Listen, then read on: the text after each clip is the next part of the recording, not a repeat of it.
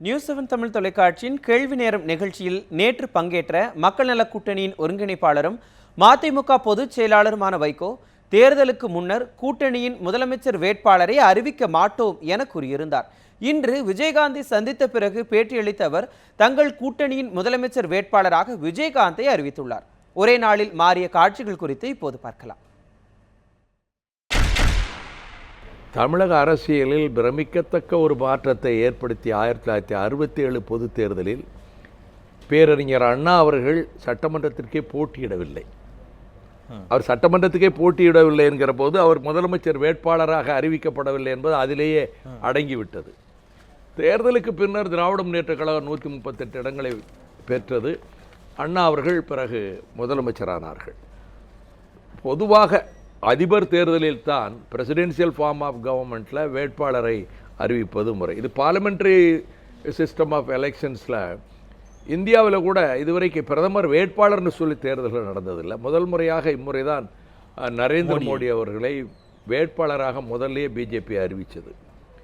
எனவே ஒரு ஜனநாயகத்தில் தேர்தலுக்கு பிறகு பெரும்பான்மையான சட்டமன்ற உறுப்பினர்கள் கூடி தேர்வு செய்வது கொஞ்சம் சிறப்பாக இருக்கும் என்று நாங்கள் மக்கள் நல கூட்டணியிலே கருதினோம்.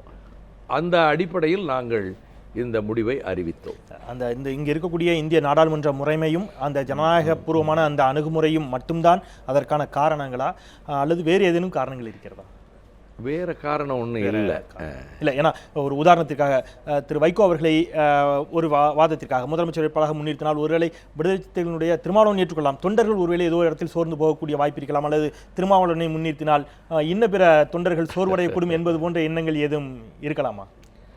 இந்த சிந்தனைக்கே எங்க இடம் இல்லை எங்களுக்குள்ள.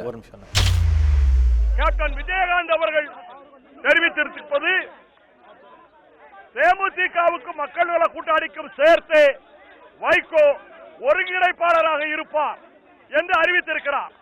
ஒன்று. அடுத்து அமையப்போகிற ஆட்சி கேப்டன் விஜயகாந்த் அவர்கள் தலைமையில் கூட்டணி ஆட்சியாகத்தான் அமையும் என்பதையும் அவரும் கூறியிருக்கிறார்.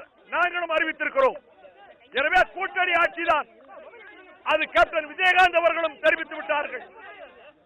நாங்கள் இந்த அணியை 2 தேமுதிகவும் மக்கள் நல கூட்டணியும் சேர்ந்து தொகுதி உடன்பாடு செய்து கொண்ட அணியை கேப்டன் விஜயகாந்த் அணி என்று நாங்கள் அழைப்போம். இதுதான் முக்கியமான அறிவிப்புகள்.